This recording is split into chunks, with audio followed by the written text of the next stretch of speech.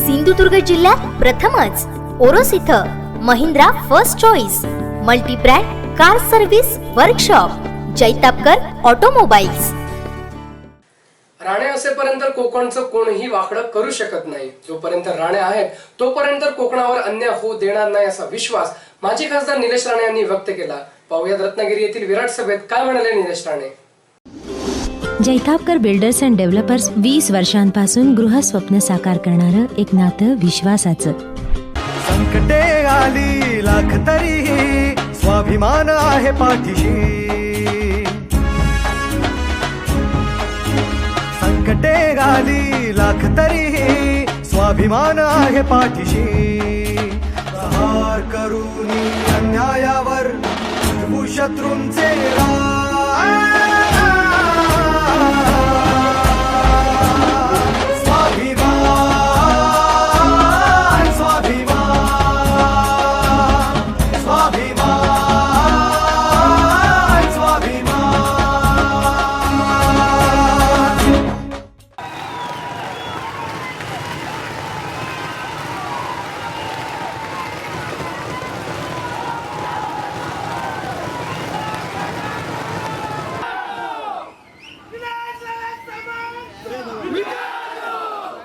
आता बस करा। अरे नंतर साठी काय ठेवा ना। आज एवढ्या मोठ्या संख्येने आपण सगळे इथे उपस्थित राहिलात। जी विनंती नितेश राणेंनी केली त्यांच्या भाषणातून की जरा पत्रकारांनी जरा कॅमेरा समोर फिरून बघावं की काय चित्र उभं राहिलं रत्नागिरीमध्ये। इथे उभं राहायला सुद्धा जागा नाही।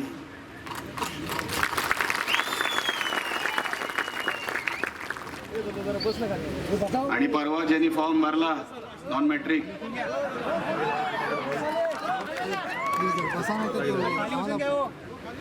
तो गर्दी जाताना दिसल्यावर 1.5 मिनिटच बोलला। त्याचा रंगही उतरत चालला होता। ह्याला उत्स्फूर्त प्रतिसाद म्हणतात। हे एवढं आज तुम्ही माझ्यावर आशीर्वाद ठेवले, ह्याच्यापेक्षा निलेश राणेंनी काय मागावं दुसरं देवाकडे। ही अशीच साथ आयुष्यभर राहू दे एवढंच तुमच्या समोर मी प्रार्थना करतो। आज या सभेच्या निमित्ताने आपण सगळीकडे जमलात। मागच्या 5 वर्षामध्ये 2014ला माझा पराभव झाला, मोदी लाटेमध्ये पराभव झाला। तेव्हापासून ते आतापर्यंत तो माझा पराभव नव्हता, तो विनायकराव जिंकला नव्हता, फक्त मोदी जिंकले होते। आणि म्हणून मी मैदान कधी सोडलं नाही, कारण हा माणूस माझा पराभव कधीच करू शकत नाही, कुठल्या विषयामध्ये माझा पराभव करू शकत नाही। मी मागच्या 5 वर्षापासून त्याचं काम बघतोय।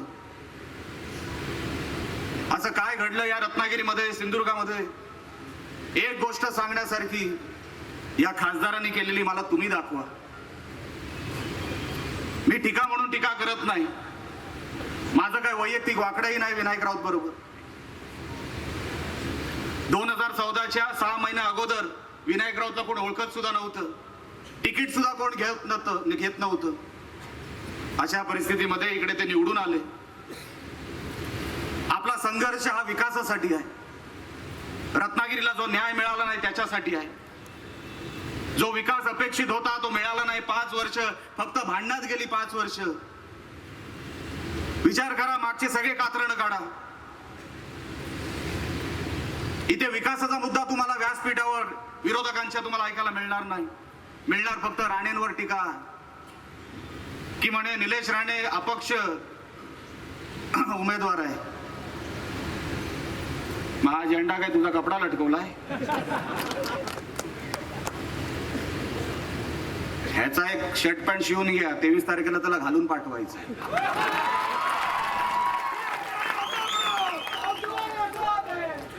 त्याच्यात मुक्का पण आहे, मारू नका, आचारसंहितेचा भंग होईल। हा, नाही तर काही लोकांच्या तुमच्या सवयी मला माहिती। साहेब तुम्ही बोललात द्या, आम्ही देऊन टाकली। असं काय करू नका, कारण का आपल्याला शिस्तीमध्ये निवडणूक लढवायची आहे। अर्धी निवडणूक आपण जिंकलेलो आहे, अर्धी फक्त पुढच्या 23 तारखेपर्यंत लढवायची आहे. मागच्या 5 वर्षापासून प्रामाणिकपणे मी रत्नागिरी सिंधुदुर्गामध्ये सेवा करायची प्रयत्न केली. माझा वैयक्तिक स्वार्थ त्याच्यामध्ये काय नाही. मी नेहमी माझ्या प्रत्येक भाषणामध्ये सांगतो, मी काय मागायचं दुसरं, माझ्याकडे सगळं आहे. मी 28व्या वयात खासदार झालेलो आहे. मी आता दुसरं काय मागायचं कोणाकडे. माझी फक्त एवढीच इच्छा आहे की जे आम्ही परदेशात जाऊन बघतो, जे आम्ही मुंबईला काही ठिकाणी बघतो, काही ठिकाणी, सगळीकडे नाही, ते माझ्या कोकणामध्ये दिसावं. निलेश राणे जसा कपडे घालतो, निलेश राणे जशा गाडीमध्ये फिरतो, निलेश राणे जसा वागतो, तसा रुबाबामध्ये माझा प्रत्येक नागरिक इकडे जगला पाहिजे. त्याच्यासाठी माझा प्रयत्न. त्याच्यामध्ये माझा वैयक्तिक स्वार्थ असू शकत नाही. अरे लहानपणापासूनच देवाने जे पाहिजे ते मला दिलं, मागण्याच्या अगोदर दिलं, तेच माझ्या कोकणाच्या जनतेसाठी मला उपलब्ध करून द्यायचं आहे. माझा वैयक्तिक स्वार्थ काही नाही. मी महाराष्ट्राच्या कुठल्याही कोपऱ्यात गेलो तर राणेला बघायला उभे राहतात लोक. त्याच्यापेक्षा महाराष्ट्र हा छत्रपती शिवाजी महाराजांचा महाराष्ट्र, त्या महाराष्ट्रामध्ये मी जन्मलो, त्याच्यापेक्षा मोठं मी काय मागायचं. म्हणून लोकसेवा जे आम्ही राणे साहेबांकडून शिकलो, जो दरारा मी राणे साहेबांचा बघितला की रुबाब वापरायचा तो लोकांसाठी, नाव वापरायचं ते लोकांसाठी. माझा वैयक्तिक मागचा 1 वर्ष तुम्ही बघून घ्या. मी वैयक्तिक कोणाच्या अंगावर गेलो नाही. काडा कात्रण माझ्या अंगावर आले, मग त्याच्यानंतर त्यांचं काय झालं अख्ख्या रत्नागिरीला माहिती आहे. आपल्या अंगावर यायचं नाही. आता साहेब व्यासपीठावर आहेत, नाही तर सांगितलं असतं. आमची अडचण होते थोडी, पण मला काय सगळ्याच गोष्टी काय सगळ्या मान्य नाही. अहो पण अंगावर आलं तर आम्ही करायचं काय.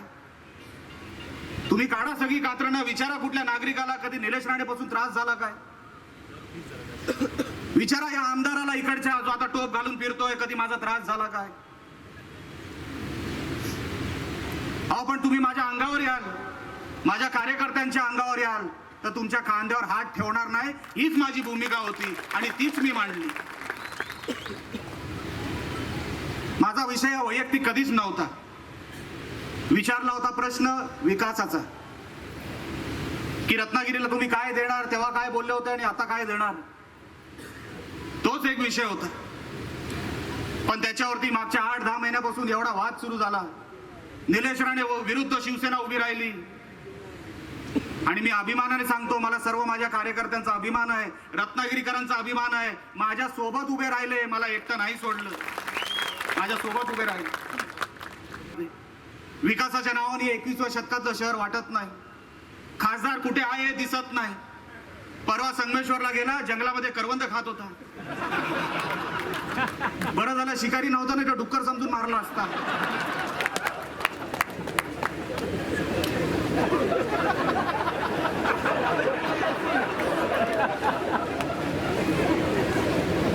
सुटून गेलं.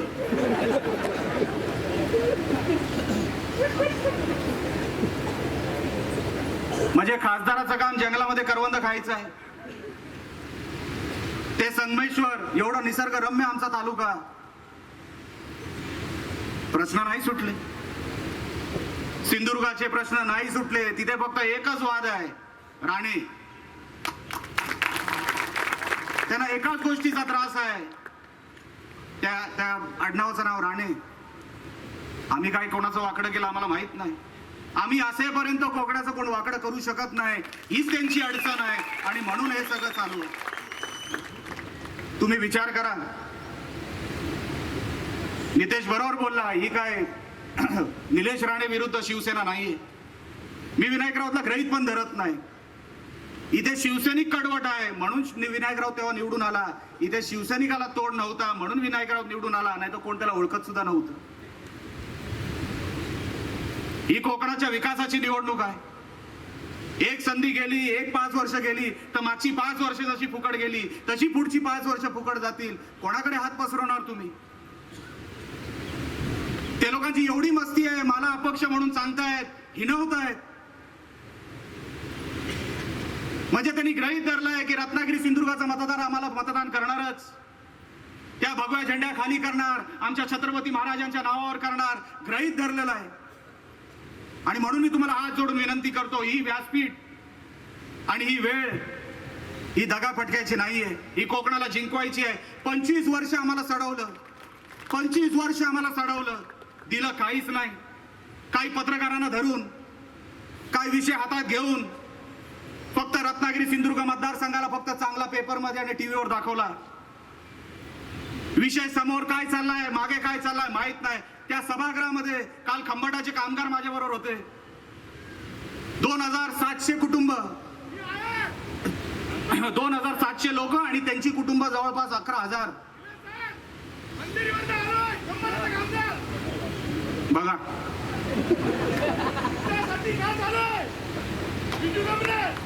विजू कांबळे, हा सांगून विचार करा, 2700 कुटुंब, 2700 लोक आणि त्यांची कुटुंब म्हणजे जवळपास 8 ते 10,000 लोक झाली. ती लोक माझ्या बाजूला बसली होती, सांगत होती की साहेब माझ्या मुलीच्या ऍडमिशनला माझ्याकडे पैसे नाही, मला घर विकावं लागलं. ज्याचं 15 ऑगस्टला रिटायरमेंट होतं, 16 ऑगस्टला कंपनी बंद झाली, त्याचे ग्रॅच्युइटीचे पैसे, त्याचे पेन्शनचे पैसे तसेच गेले वाया. रिटायरमेंटला आता पैसे नाहीत. 2700 लोक. 2.5 वर्षापासून हा विनायक राऊत जो ते युनिट सांभाळायचा, त्या लोकांना बघायला सुद्धा गेला नाही. मातोश्रीकडून पैसे म्हणजे खंबाटाकडून पैसे घेऊन मातोश्रीला दिले. हे आम्ही नाही आरोप केले, सन्मान्य मुख्यमंत्री साहेबांनी आरोप केले की खंबाटाकडून पैसे घेतले आणि मातोश्रीतल्या नोकरांचे पगार भरले. हा आरोप माझा नाहीये, माननीय मुख्यमंत्री साहेबांचा आहे. 2.5 वर्ष ती लोक शोधतायत की हा खासदार कुठे आहे, आम्हाला का वाळीत टाकलं, कुठे गेला तो पैसा. 400 कोटीचा भ्रष्टाचार झाला, 400 कोटीचा. तोच पैसा आता निवडणुकीला तुमच्याकडे वापरणार, त्या मराठी माणसाच्या जीवावर वापरणार. उद्ध्वस्त झाली ती कुटुंब, रस्त्यावर आली ती कुटुंब, पण कोण त्यांना भेटायला गेलं नाही. उद्धव ठाकरे बाजूला असून तिकडेही भेटायला गेला नाही. त्याला परत कसं आणायचा, एक सभागृहामध्ये प्रश्न उपस्थित केला नाही. एक प्रश्न जर उपस्थित केला असता, कसा तरी धरून इकडे आणला असता, कारवाई सुरू झाली असती, माझ्या मराठी कुटुंबांना काहीतरी मिळालं असतं. पण तेवढी जाणीव या खासदाराला नाही. ते 400 कोटी यांच्यासाठी महत्वाचे. कामगारांची कुटुंब उद्ध्वस्त होत आहेत, त्याच्यासाठी काही घेणं देणं नाही. हे कुठल्या अवलादीची लोक आपण निवडून देणार आहोत? आम्ही संघर्ष करतोय, त्या शिवसेनेशी संघर्ष करतोय. कशाला करतोय? आमचं काय वाकडं नाही शिवसेनेची. आमचा जन्म जेव्हा झाला तेव्हा आम्ही शिवसेनेत होतो. बाळासाहेबांच्या पायावर डोकं ठेवून नतमस्तक अनेक वेळा झालेलो आहे. माझं वैयक्तिक काय वाकडं असू शकतो शिवसेनेशी? मी कशाला वाकडा घेऊ शिवसेनेशी? पण हा जो कारभार चाललाय रत्नागिरी सिंधुदुर्गामध्ये, राणेला का तुम्हाला आडवा करायचा आहे? कारण का राणे कोणाच्या खिशात हात घालत नाही आणि राणे असेपर्यंत तुम्हाला कोणाच्या खिशात हात घालू देणार नाही. हीच अडचण यांची आहे. म्हणून यांना राणे नको, म्हणून हे व्यासपीठ नको, म्हणून स्वाभिमान पक्ष नको. की त्यांना माहिती आहे जोपर्यंत हे व्यासपीठ आहे, जोपर्यंत हे व्यासपीठ आहे, तोपर्यंत कोकणावर कोण अन्याय करू देणार नाही. आणि जर हे व्यासपीठच नसेल, विचार करा कुठला पक्ष संघर्ष करतोय, कोण उमेदवार संघर्ष करतोय, कोण समोरचे उमेदवार आहेत. एक राणे कुटुंब संघर्ष करतोय, एक निलेश राणेला 8 महिन्यापासून तुम्ही संधी दिली, शिवसेनेच्या शाखा बंद करून टाकल्या. मला शाखा बंद करण्यामध्ये काही इंटरेस्ट नाही, पण माझी लोकांची सेवा जर होत नसेल, त्यांना जर अडचणी निर्माण करणार होत असतील. इथे किनारपट्टीवर दत्ता सामंत आमच्या मालवणचे आहेत, साहेबांनी पर्यटनाला चालना तेव्हा दिली, आता नितेश राणेंनी देवगडला दिली. रत्नागिरीच्या काही तरुणांना इकडे स्वतःचा एक स्टॉल उघडायचा होता, तो फक्त स्वाभिमानचा कार्यकर्ता आहे, कोण राष्ट्रवादीचा कार्यकर्ता आहे, म्हणून त्यांना एनओसी दिली जात नाही. विचारा दत्ता सामंतांना, असं राजकारण मालवणमध्ये होतं काय, देवगडला होतं काय? म्हणजे फक्त रत्नागिरी माझ्या मालकीची, सिंधुदुर्ग माझ्या मालकीचा राहायला पाहिजे. कारण का मातोश्रीला मला सांगायला मिळेल की जी काय पदं येतील ती मलाच मिळाली पाहिजे. म्हणून रत्नागिरीला अजूनपर्यंत आमदार 3 असून सुद्धा पालकमंत्री हा जोगेश्वरीचा झाला, तुमच्या रत्नागिरीचा झाला नाही. विचार करा आपण कुठे घेऊन चाललोय रत्नागिरी सिंधुदुर्गाला. ही परिस्थिती परत गेली तर नाही येणार, हे व्यासपीठ परत नाही येणार. एक निलेश राणे हरल्यावर विचार करा काय परिस्थिती बदलेली. ते कोण तुम्हाला ऐकायला येणार नाही, कोण तुमच्या समोर तुमचं निवेदन द्यायला येणार नाही. हे गृहीत धरला, अरे तो निलेश राणे बोंबलत होता, आम्ही त्याला आडवा केला, तुम्ही कोण, काही गरज नाही तुम्हाला गृहीत धरायची, असा तुमचा विचार होणार. तुम्हाला कोकणाला विकास करायचा असेल, तुम्हाला कोकणाला ओळख जर द्यायची असेल, तर मी तुम्हाला हात जोडून विनंती करतो, या अशा गुंडांना, वर्गणी चोरांना, मीटर चोरांना, डांबर चोरांना त्या कुठल्याही सभागृहामध्ये पाठवू नका. ते सभागृहामध्ये गेल्यावरही मसाला डोसा आणि वडापावची चिंता जास्त, तुमची नाही. या विण्याला तिकडे जाऊन वडापावचा स्टॉल उघडायचा आहे सभागृहामध्ये. ह्याला चिंता कसली की आता कोण मसाला डोसाच खात नाही, ही खासदाराला चिंता. जे प्रश्न उपस्थित केले मनात, पत्रकारांना माहित असतील, म्हणे 1000 प्रश्न उपस्थित केले, त्याच्यापैकी काही प्रश्न असे होते की इंडिया आणि अर्जेंटिनाच्या संबंधांचं काय होणार. अरे तुझ्या बापाचं काय जातंय, अर्जेंटिना नकाशावर तरी दाखव कुठे आहे. इंडिया आणि अर्जेंटिना, ह्यांनी नेपाळ बघितलं नसेल, ह्याला चिंता झाली अर्जेंटिनाची. म्हणजे कोणतरी प्रश्न लिहून देतं, ते आपण लिहून फक्त आमच्या सभापतींकडे पाठवायचं, अध्यक्षांकडे पाठवायचं, कसं तरी 200-500 देऊन ते प्रश्न छापून आणायचे. हे असे आमदार खासदार तिकडे गेले ना, विचारा आमच्या नितेश राणेला, दिवस रात्र तिकडे सभागृहामध्ये गाजवत असतो. हा उदय सामंत कधी दिसला तरी काय, तिकडे गेल्यावर याचा टोप उलटा होतो की कोणी ओळखूच नाही, कोण आमदार म्हणून येऊच नाही. कोकणाचे प्रश्न कोण मांडत असेल सभागृहामध्ये. अहो मागे कुठल्या तरी वर्तमानपत्रांनी बातमी दिली होती की एक प्रश्न सुद्धा रत्नागिरीचा या रत्नागिरीच्या आमदारांनी विचारला नाही, एक प्रश्न नाही.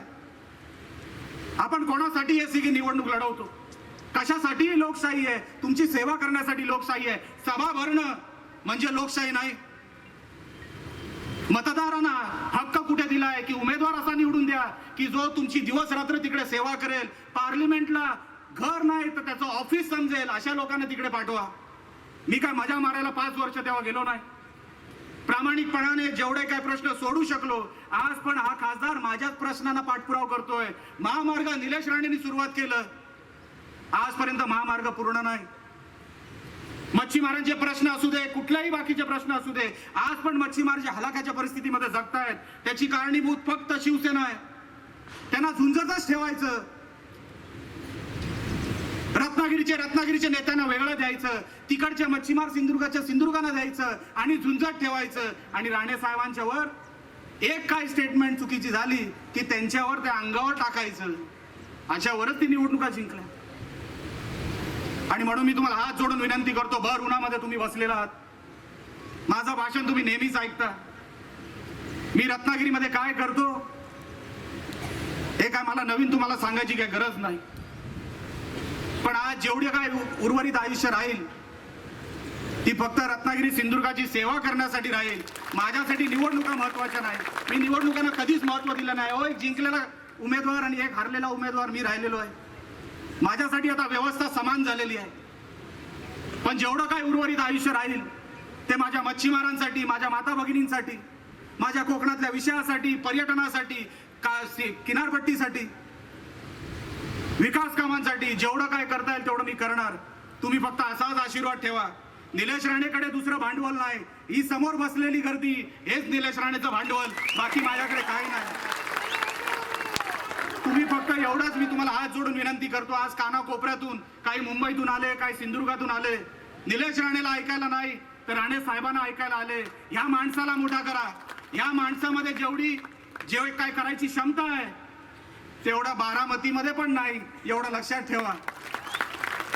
मला पवार साहेबांबद्दल आदर आहे, मी आजही आदर करतो. त्यांचाही आशीर्वाद मी घेणार आहे, कारण का त्यांच्या आशीर्वादाची पण मला गरज आहे. पण लक्षात ठेवा, हा माणूस जोपर्यंत व्यासपीठावर बसलेला आहे, कोण कोकणावर वाकड्या नजरेने बघणार नाही. हा तुम्ही त्यांचा अभ्यास करून सांगा. काही करतील, कसल्याही अफवा पसरवतील. आता मी तर त्यांच्या चुलीपर्यंत पोहोचलोय, ते आता काही अफवा पसरवतील. आपल्याला या माणसाला जिंकवायचं, लक्षात ठेवा. आज कुठेही गेलं त्या मंत्रालयामध्ये रत्नागिरीचा आवाज येत नाही किंवा सिंधुदुर्गाचा आवाज येत नाही. हा माणूस असता तर आज कॅबिनेटमध्ये जे काय मच्छीमारांचे प्रश्न आहे, आंबा बागायतदारांचे प्रश्न आहेत, आपल्याला मागायची गरज नसती, झक मारत आपल्याला मिळालं असतं. फक्त या माणसाला मोठा करा. जसा बारामतीकरांना मोठा करतो तसा कोकणातला पक्ष आहे. आपल्या कोकणातल्या माणसाला मोठा करा एवढंच सांगतो आणि रजा घेतो. जय हिंद, जय महाराष्ट्र.